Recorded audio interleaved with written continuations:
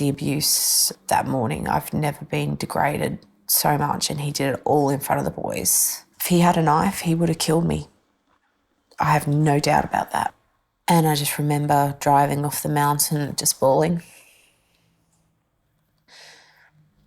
Just talking to my friend whenever I could, but I was to the point where I just couldn't even talk because I was just bawling so hard. It was just like my whole world.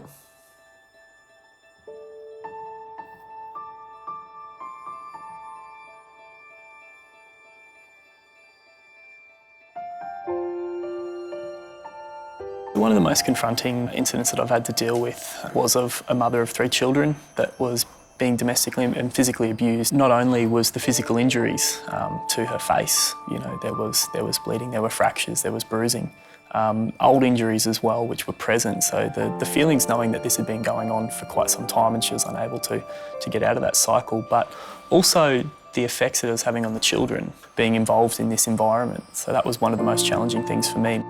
She began to tell us that she was trapped and that she wasn't able to leave the house. She had no keys. She had been locked in her own home. Once we were able to get into the house and give her the opportunity to share her story, we just realised the depth of the anxiety and fear and mental state of where this person was at, which affected her physiologically. She was bent over, you could see she was worn out, she was tired. We knew we had to do something. We knew we had to act. We couldn't walk away from there without doing something. I was alone and I could hear screaming from outside my window. And I looked out my window and across the road was quite a young man punching a young woman in the head multiple times, and she was screaming for him to get off her. And I think somehow I found a way to run out my house and just yell across the road at him, "I can see you, stop what you're doing, I can see you." And I was then calling the police at the same time.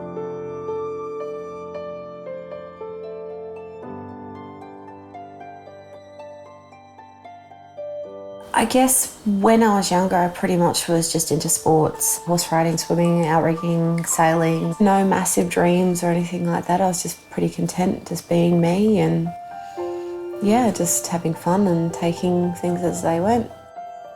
He was my first love and I was head over heels, and it just seemed wrong to not be with him. My life revolved around him. I was actually part of him and I'd lost a part of myself. So it's no wonder you get stuck in the cycle and everything. But without the organisations, I would not have got anywhere. I just don't know what I would have done. One of the things that we're able to offer in those times is practical assistance with travel. So if a woman doesn't have a car, she's unable to get to a place of safety, we can arrange for travel. We can also arrange for emergency accommodation. So because we're a 24-hour service, many women might be calling us in the middle of the night. That might be the time they can leave, and we can pay for and arrange safe emergency accommodation. It's allowing them to tell their story, to feel safe, and to find the support services that they need. Just giving them that support and giving them a bit more strength and knowledge to arm themselves with, I think that's probably the most rewarding part. I think a collaboration between the ambulance and police and having that multi-agency approach to these kind of situations is always going to be beneficial. You've got 2 different organisations pulling both of their resources into looking after the victim of domestic violence.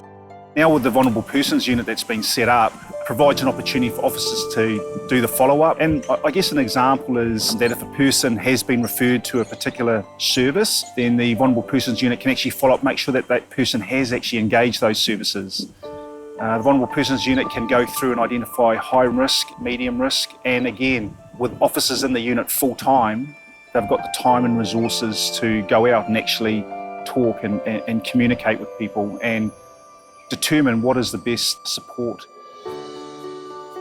From who I was then to who I am now, you know, I'm a totally different person. Better and improved. You know, I'm damaged, but I'm okay with that. And how I deal with it now is up to me.